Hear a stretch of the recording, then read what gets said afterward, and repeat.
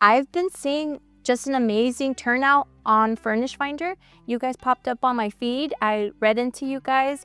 It didn't take something like overnight for me to jump on. Honestly, for me to convince my husband and convince myself, it took about a year. And we finally said this year in January, we have to do it. And if we can't rent it out, I don't know how we're gonna do it. We're gonna have to sell all the furniture and just do long term. But let's take the risk. And it's been impressive. My family actually comes from a long line of long-term rentals. And so when I told them what I was doing, they were a little skeptical, I'm not gonna lie. But even my father, he actually helps people because he's a contractor. He helped somebody with their ADU, and he actually called me and he said, can you give him the spiel? Tell him what you're doing, because it's so different. It's not something that even people really know about. Welcome to the Landlord Diaries, where we talk about midterm rentals and the opportunities behind them. We'll share landlord stories, talk about maximizing investment potential, and discuss how to live the very best landlord life. This podcast is proudly brought to you by Furnished Finder, the leader and largest online marketplace for midterm rentals. Remember to like and subscribe if you enjoy our content. Today's episode is all about proving that tiny spaces can deliver big results. While both Katie and I operate high-performing compact rentals, we've invited Yesenia Garkanian to join the conversation, a first-year host who turned a 600-square-foot guest house on her primary residence into a reliable, family-friendly source of income, all through Furnished Finder. After researching the midterm rental strategy, tapping into the Furnished Finder community, and following the Landlord Diary podcast, Yesenia is now living the strategy she once studied, and 100% of her bookings have come from Furnished Finder. Yesenia, thanks for being with us today. How are you doing? Hi, thanks for having me, you guys. I'm doing well. Very excited to be on here. Awesome. Well, I'd love to kick off this episode, Yesenia, with how your guest house on Furnished Finder has added value to your life and your families, please. Yeah, big thing that it's added is freedom. Freedom is the number one thing. I'm able to stay home. I'm able to not only get the income from my Furnished Finder rental, my midterm rental, I also have a long-term rental. And so that actually gives me the same pay, as actually more pay than my old job. So it's been able to give me freedom to stay home. I'm really quick to respond to those Furnished Finder tenant listings. I'm probably the first one to talk to them because I'm not working. I'm have my phone on me all the time. So it's been giving me freedom. I also love that it gives me something to do. I'm able to be creative. I shared last time my number one thing that I love to do is decorate. And so I was able to furnish it, have fun, be creative. And I honestly, it's been able to give me peace of mind too, knowing that I'm constantly booked and I don't have to worry about constant turnover, because short-term rental was something I was looking into, but I don't think I could have done a constant turnover, especially with two little ones, right? 203. It's a little too much. I love that not only have you been able to make a really big impact out of such a small space, but also out of a small portfolio. So many times I think our landlords think that you have to have 10, 15, 20 or more properties to make the impact, but you've been able to create a substantial source of income just with one small property as a midterm. So I just love that. Thank you. Honestly, it's really fun. And I also really enjoy meeting new people. Our current tenant right now, she actually just extended on Monday. She loves the place. She says it's perfect for her. She says she would like to extend for another 3 months. And so I did have to turn somebody down, unfortunately. But they're going to look for me in November. So that's going to be exciting. Oh, good. Excellent. And you've had, I think, a couple stays. You're in your first year of hosting right now. What type of guests have stayed in your guest house, and what do you love about housing professionals in your primary residence? So I made sure it's private. That's one of the things I put a gate, because if I go to my backyard, I used to be able to see the front door. So if I get out of the front, I have sliding doors for my bedroom. If I open it to go see outside and go look at the pool, you could see their front door. And so I need to make sure it's private, right? And I'm thankful I did because I was able to block off their little area, but give them a private entrance, a private patio, like a little backyard area and or front yard area. If they have a pet, they have like turf. And I'm loving it because I'm getting a lot of women and they're feeling safe there. And I also noticed that they're either traveling nurses and they're here for the hospital, or they're actually occupational therapists. That's one of the big ones that have been coming out here too. And let's talk about we come here from landlords like, "Oh, I think my space might be too small," or "I don't know if I could rent just this room or just a studio or just this ADU or this guest house like you have." How did you know that your tiny space would make a great home for somebody to stay in for months at a time? Well, I mentioned this to Kelly last time, but I actually lived there uh, when I first bought the house. And so living there, it's just me, my husband, our dog, and our toddler. And I realized that it had so much potential, but we can actually live there, just us in a one bedroom, we can actually do it. And so when we were in there, our main house, our four-bedroom main house, was getting completely remodeled, gutted out, everything. So we didn't have a kitchen, and the kitchen back there was very minimal. And so, I took notes and I said, even though it's a small space, I can make something, very useful out of the small space. Let's make the best out of what I have. So I kind of already designed the kitchen in my head while I was there, and I said in my notes I need XYZ appliances because I'm living there and I don't have those. And so then the bathroom, oh my gosh, the bathroom is a pretty decent size, but what people do when they have small spaces, sometimes they believe that they need to go smaller on everything, but that's not true. So the shower was one of those corner triangles. You guys know which ones I'm talking about? Oh my gosh. I heard my husband, he's so funny. I heard him taking a shower, and all of a sudden I hear the curtains, like a whole bunch of noise, and then he's like, "Oh my gosh, oh crap!" And I ask, "Are you okay in there?" He's like, "I fell," because your eyes are wet, and just going back, the triangle is not ideal, especially if they're tall. That was not a good one. So write down. He's like, "Write it down. We need a bigger shower for the next people who live here." So we completely gutted the shower. We made that one custom and it's nice and tile with like the little rain shower head. And we're like, we would enjoy that, so we know they would enjoy it too. So so we did the most with what we could. I honestly didn't even think I was gonna have a dining space. And I said, kitchen island it is, because that's the best thing I can do for them in the space. Definitely. And I look forward to talking more about like the specific things in, getting ready for your monthly stays, what you put into your space. But before we jump too far to that, I just love the idea of, overcoming that stigma of, do tiny spaces work on Furnished Finder, right?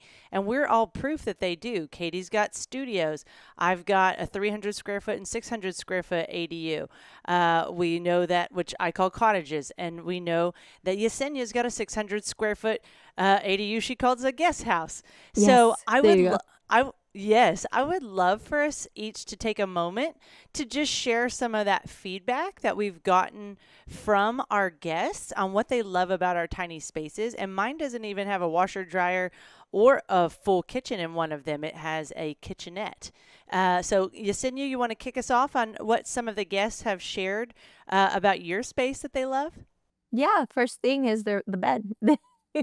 Queen size, I invested really well on that mattress because they need a good night's sleep after working 14 hours or even more sometimes.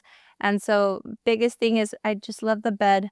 I love that it's clean, it's not cluttered in there. It's very minimal, but it's very purposeful. Everything has a purpose in there. And also I made sure to get a good living room area, TV room area, and I made sure a good couch, a good decent sized TV, right? So they can lounge on there. And I've been able to hear that they really enjoy having the feel of a home, considered it's not technically a tiny home, but they still feel like it's very different than their regular home. So, and a full kitchen. having a full kitchen obviously makes a big improvement for them as well.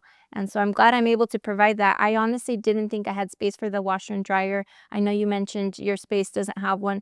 I didn't think I was going to be able to do that. They actually recommended my contractors to put one outside.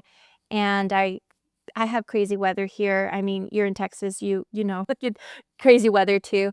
And so I didn't want to risk them having to walk outside, and in that area I wouldn't have like a patio area like I do in the front. So I made sure the kitchen was designed with a washer and dryer in mind, but it wasn't going to look tacky, if that made sense. I think this is a great point because we've got very different stories here. We've got Yesenia in California, myself in Texas, Katie, most of her studios are in Iowa, even though she lives in Denver area.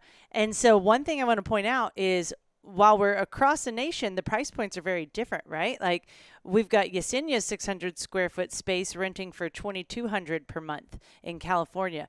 We've got my 600 square foot space renting for 1,400 per month. Same for my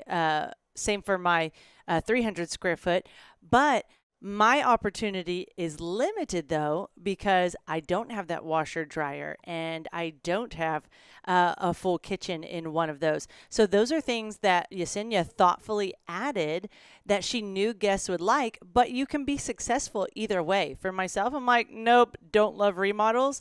I love the space the way it is. I can totally make a kitchenette out of this. And that's what we did. And it's worked great. So I just wanted to share a 5-star review from our 300 square foot cottage that I think you guys will really like. And our guest said, nice, quiet little cottage for a solo traveler like me. Quiet surrounding in a quaint little town, fully furnished, including a creative space for cooking with appliances and utensils. Very comfortable bed with TV and Wi-Fi right in front of you. Convenient covered parking and a unit surrounded by a privacy fence. Close proximity to everything downtown, especially good Texas barbecue. So that one just stood out as like an encouragement to, if you have a tiny space, embrace it, right? What about you, Katie, with your studios in Iowa? Yeah, some of the common themes that our guests and tenants really like in our studios is that we do have a full kitchen, which we're very lucky that we have full size dishwasher, full size fridge, full size range. That's really important. We also have a balcony on a lot of them. Some of them want to store bikes or other things that gives them a little bit of space. And also just, I mean, they're small patios, but just enough that you can open a door and get at least a little bit of fresh air. Um, Also, having as much full-size things as we can that fit comfortably, having the biggest bed that you can have comfortably. We have a kitchen table, a small kitchen table that also can work as like a laptop station if you want. We have a full-size washer and dryer that are actually like the bathroom, closet, and washer and dryer are all in one big room. So just like smart uses of the space. But I think when it comes to these smaller spaces, like the theme is less is more and starting to think about really high quality, thoughtful touches versus just how much can I add, right? And I think like to Yesenia's point, like, the bed we make sure is really comfortable, right? Even though it might not be able to be a king, we make it a really, really great queen. And if you don't have a full size kitchen, making it so like you're really thoughtful about what appliances you have in there so they can be meaningful and really useful. And just being very conscious about all that. For instance, like we have one TV, right? Because they're studios, but we have it on the type of mount where you can pull it out and you can pivot it. So if somebody wants to watch it from bed, they can. So I think it's really about putting yourself in the shoes of your tenant and saying, okay, if I were staying here, like what types of stuff would help this feel like home? Um, so I think those are really important. And Yesenia, I bet you've gotten really amazing at that, especially if you love design. Do you have any tips or insights or things that you have found to be really helpful as you're putting these small or this smaller space together? Yeah, I chose a theme. I'm like, what theme do I want for this house? Kelly mentioned she really likes like the ocean theme, right? Yeah, so I wanted to do something. I live in the desert, and so it is also called Aerospace Valley where I live. And so we get a lot of people that travel, and we have like pop Do you know the poppy? We have poppy fields. Yeah, poppies. Poppies are awesome. Yeah, we have a whole field of it. So I have a little picture on top of the desk area just so they can see a little part of our town. I have also like a little aerospace picture because it makes them feel at home if they are from the aerospace. And then I have like a little one about nurses and how they rock. And that's on the desk area, but I That wanted sounds to, cute. yeah, thank you. I wanted it to be like my home decor. So as you see right now, I'm in my home. I have a lot of greenery, even if it's fake succulents. I added some of those to my house too in the guest house because I wanted it to look like there's life in there, right? So I added some fake plants because I don't want them to take care of real plants. I'm sure they have a lot of responsibilities already. And then the kitchen, I wanted open shelves because I wanted some of the decor that's also used for the kitchen. They honestly can use the teapot to warm up, the tea kettle to warm up some water, but it's also decorative because it matches the theme of the kitchen of the blue. I have like a mustard yellow, and I have other black and white colors. And so I made sure it all was purposeful but not overwhelming. And one of my biggest things I like to tell people is you don't even have to spend a lot of money on these things. I actually went to our local thrift store, and believe it or not, it's like home goods. I bought a tea kettle that's literally sold at Target right now for $60. I bought it there for $3. And it's brand new. I wash them, I clean them, I sanitize them, I put them all through the dishwasher. And if I'm able to use it, why not, right? I put it up and it helps you save money too, but at least you're getting the good stuff. Yeah, I love that idea of taking something that's functional and also using it as a decorative item, because sometimes these knickknacks, these decorative items, they can really clutter a small space. But if you're going to take something more meaningful, right, and maybe you hang on the wall instead of just a picture, like you said, like a plant that has some texture, even if it's fake, or maybe it's like a planning board that someone could use, or a Yeah. whiteboard, right, that they could also use. I think the more you can show that off, you're really showing in your listing that, hey, I've put a lot of thought into this. Yes, it's a small space, but it's very functional. Like, I would rather have a smaller functional space than a larger space that is unintentionally put together. Mm-hmm. Katie, anything you want to add there from just the idea of how have you made your studio more efficient with little hacks on storage solutions or things like that? Yeah, I think really it's like, instead of getting one use out of something, if you can get 2 to 3, it's even better. Like I said, the kitchen table also serving as like a desk if it needs to. We have the dressers are also like, the TV is over the dresser, and the dresser kind of serves as like a table in the family room because it's all one room, right? The more you can get multiple uses out of things. We try to put, if there's any modems or Wi-Fi routers or anything that we need, we'll try to put them in a shelf in a corner, right? And then you can also just put like a fake plant or something on there so it looks decorative. But I think the more you can do with that, the better. And then also, just like, I don't care how small your space is, you can't skimp on the kitchen. Like, you still, even if you don't have a full kitchen, even if you have a kitchenette, you need to have enough utensils. You need to have enough towels. You need to have enough pots and pans, that you don't want it to feel like, okay, well, it's a kitchenette, but I only have one tiny pot to work with. You still want to make sure that everybody can comfortably live.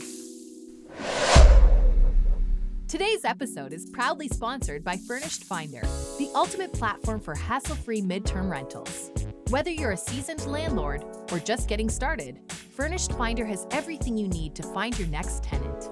With Furnished Finder, you can say goodbye to booking fees, markups, and commissions, and hello to direct bookings.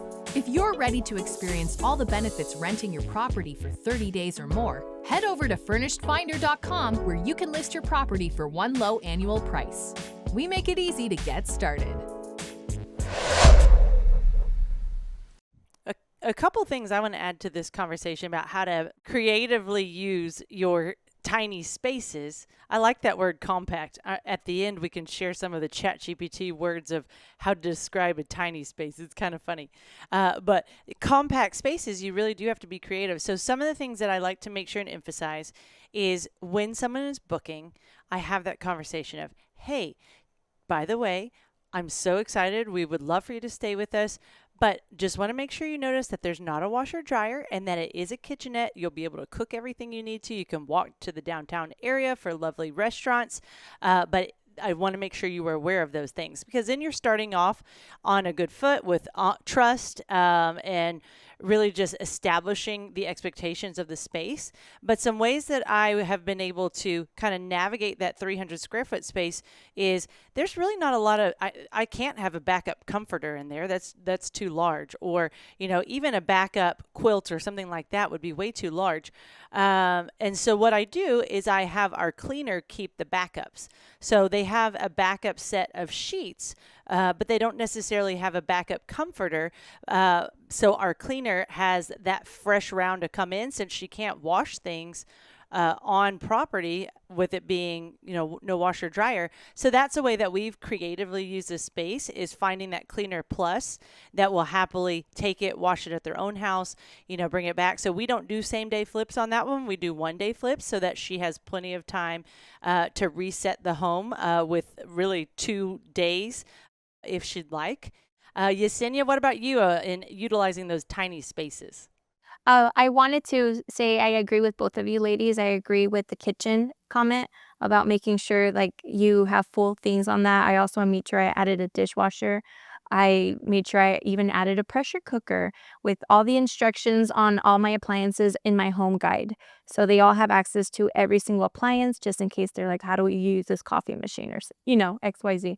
So I made sure that they have access to all of that.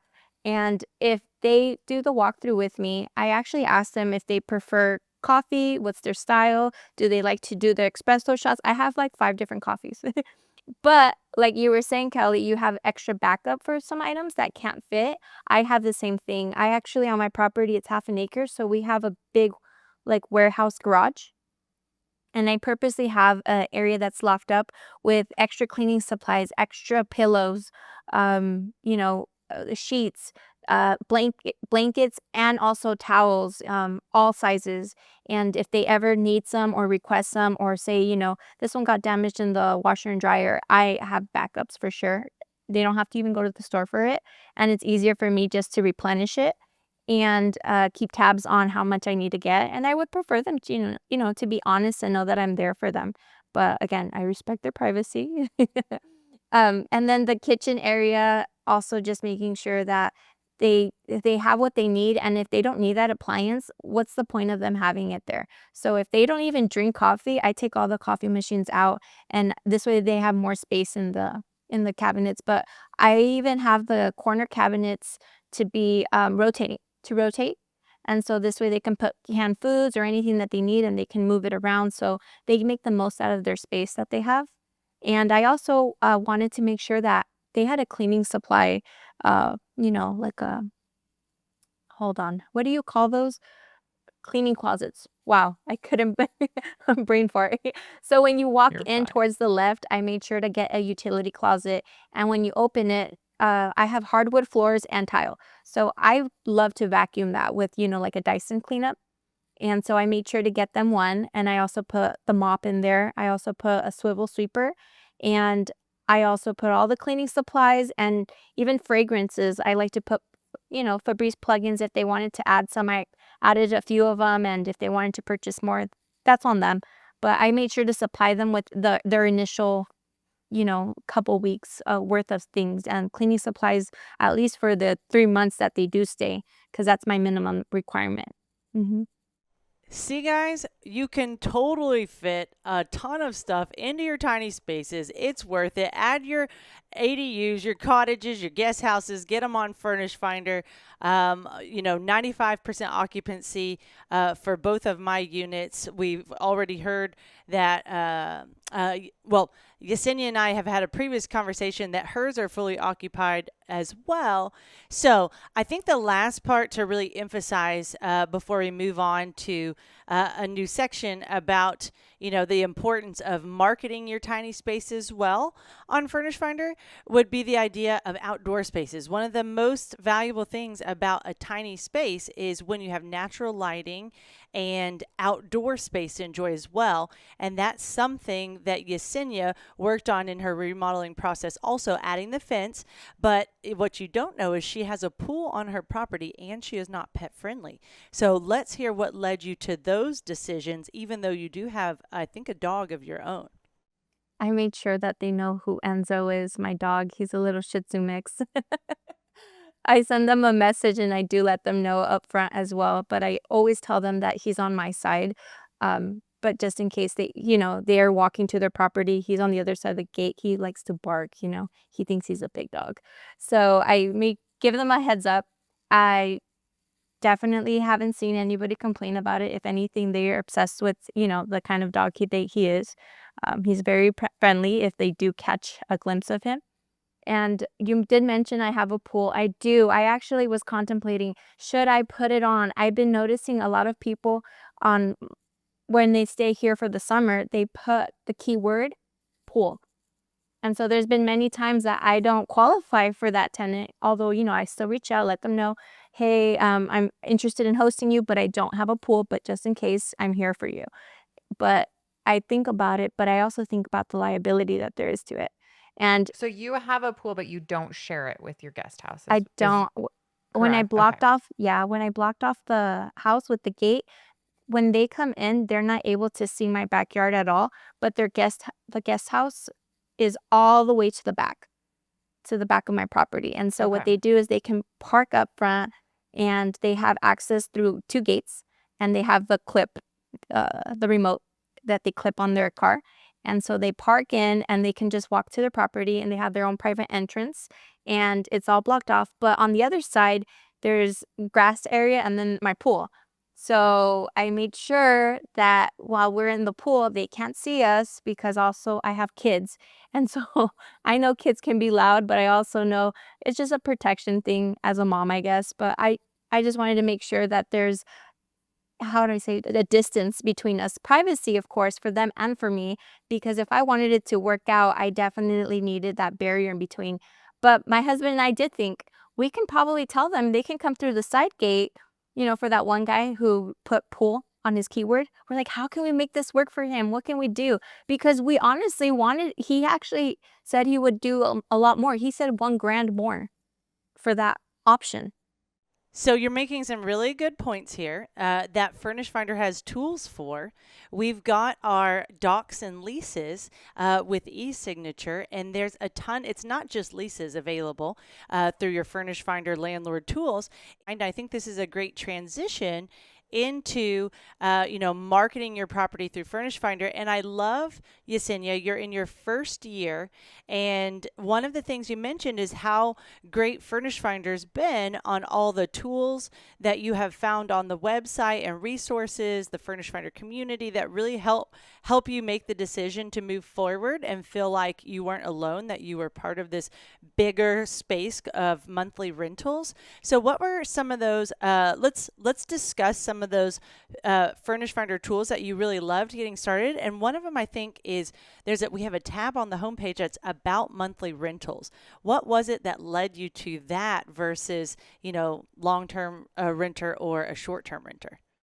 Yes, I wanted to make sure I did my study, and I'm so thankful that Furnish Finder not only has all the answers to frequently asked questions, but they also have a free ebook. And so I downloaded that, and I wanted to make sure I grabbed all the information I could because I was leaning more to short term rental. There is so much more to read and research about short term rentals, and I wanted to do something that can provide more of an income and flexibility because I do have a long-term rental. I love it. I honestly don't even talk to my guests there, my tenants. And if they do, it's just a quick check-in that they do, but I give them the privacy because that's their home. And I really wanted something that I can be involved in.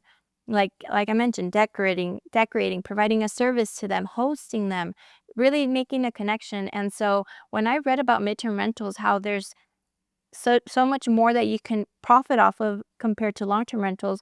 but you also have shorter turnover than short-term rentals. You guys actually have a little question, like a little area on your about monthly rentals there, and it tells you exactly what a STR is, MTR is, LTR is, and the differences between it, and why more people are going to MTRs. And I love what you guys put, that you guys can be, we can be personable, we can provide a service while still having less turnover and still experiencing freedom. So Yep, that we have, honestly, we have so many ebooks that we're creating now because our goal is to be, as Furnished Finder, we want to be your go-to place for monthly rentals and everything you need to get started, to find your guest, book your guest, and continue to grow in the monthly rental space. So we've created multiple ebooks, and most of our very important resources.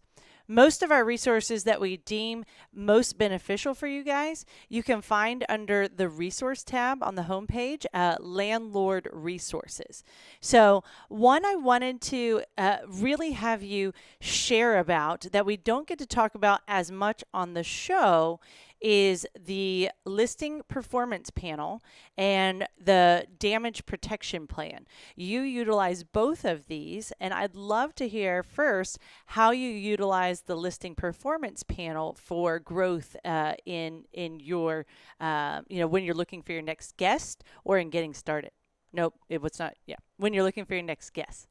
when I initially started Furnish Finder, I just took the risk, but I didn't have the pictures yet. It wasn't completed. But I was upfront and I made sure that they knew that it was going to be available starting the month of, I think it was March. And so I put that on the listing, and I only put pictures of what I had. So it was under construction, but I still uploaded the pictures. And I realized in 1 week, I got 54 views and 2 phone numbers showings. You know how it has that? I love that part because I want to know who's actually committed. And it's not even furnished yet at this point. It's not. So that's when I knew I need to make sure that I update as soon as possible. So as soon as I started getting more pictures, I would upload it. And then when I uploaded all the pictures, it was completely done. I got over 150 views that week. And that's when I realized, okay, this is something. This is something. And I got a few people messaging me right away as soon as it was done. I had a few prospective potential guests while it was still under construction, but they weren't willing to wait till the time it was done.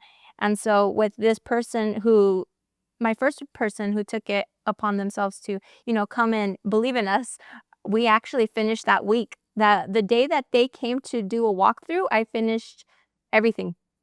You guys are using your guest house as a way that you can spend more time with your family. You can spend more time with your kid or kids, right? Do you have multiple? Yes, I have two. One that's going to be 3 next week and a 5-month-old.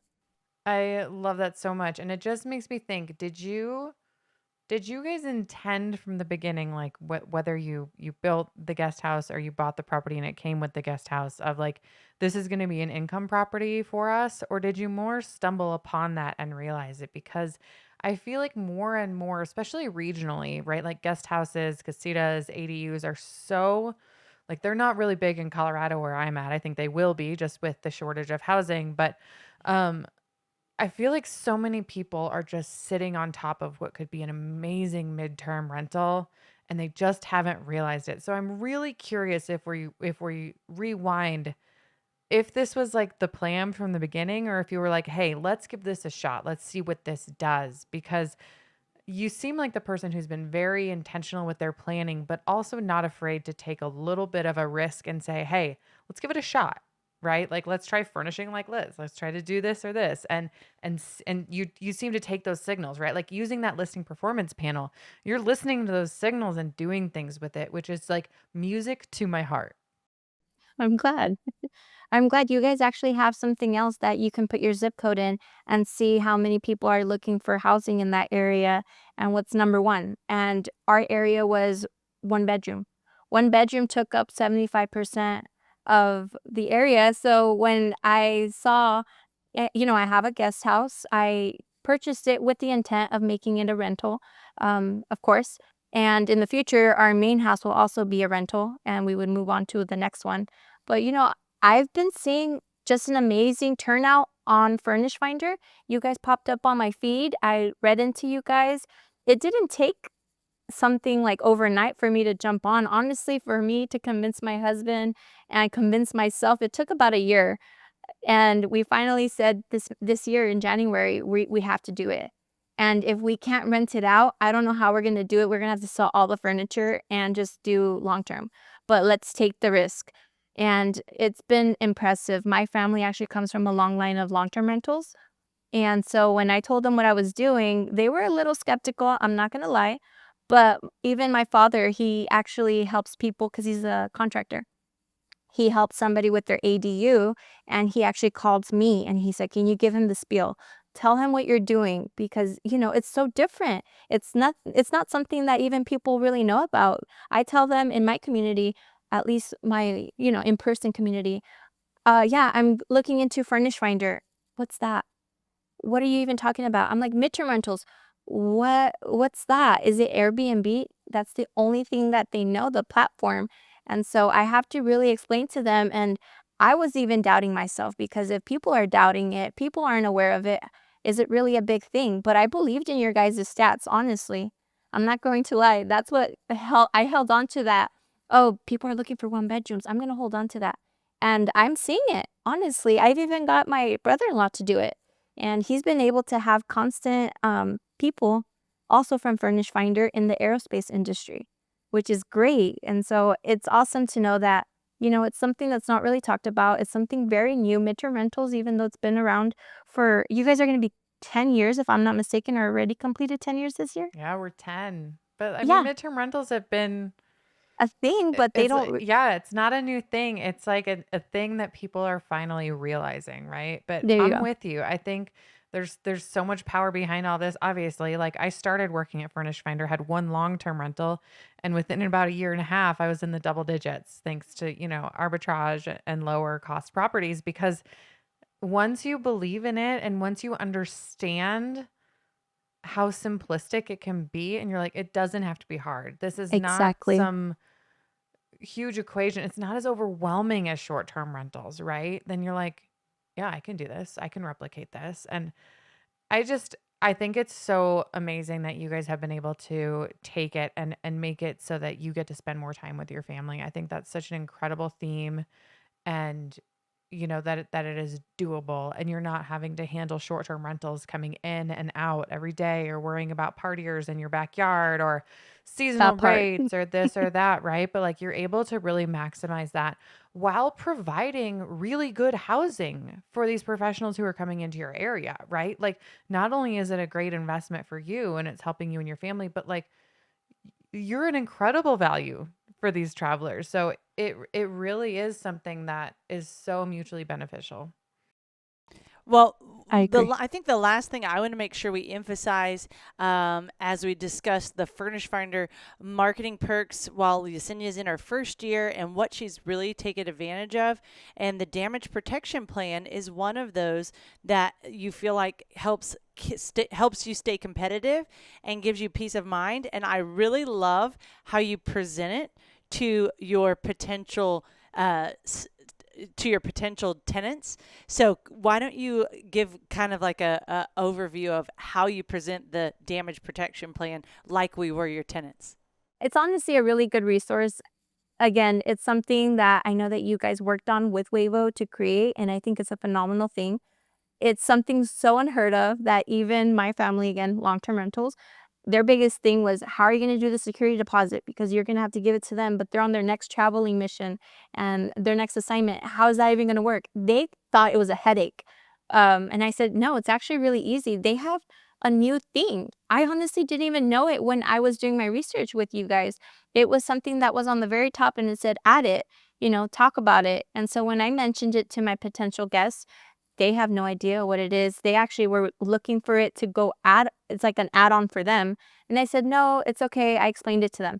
I said, you can have this option. You can give me the security deposit that is about a month's worth. So 2K. And you can either give that to me and I give that to you I believe a week after you leave. We walk the premises, we check everything, and then we go ahead and send it back to them. They're on their next assignment by that time, or they're going home. For them, it's kind of like, I feel like I'm still attached to that. And if something was to happen, I'd let them know. I would have to contact you. But in this case, you would pay an additional, we can add it to your lease. We'll add it, and it's like an additional $69 at least for the one that I do. And it's going to protect you for up to $2,500, which is perfect for this area. And so what we're going to be able to do for you is we're going to have you pay that extra for each month. And so we're going to add that to your monthly rate. And from there, you're going to not even have to worry about it. The day that your lease ends, you can literally leave and not even worry about this property anymore, not worry about your security deposit, and not worry about a call from us or a walkthrough from us. You're okay. And so what they said, they're like, wait, so I don't have to give you the full lump sum up front? And I said, no, you don't. We know that you're on a traveling assignment. You would just have to do this. Are you okay with that? Or you can, give them the alternative. And when you let them know that they really just can, like, bye, give you the keys and bye, and they don't have to worry about you and move on to the next assignment, they're like, that is amazing. Like, it looks like they take like a little stress off. And for them, they're willing to pay for it. To them, it's like not a big deal. And for me, it's like, okay, at least it's a security. What I do is I actually get a receipt every month because, you purchase it, it gives it to you for a month.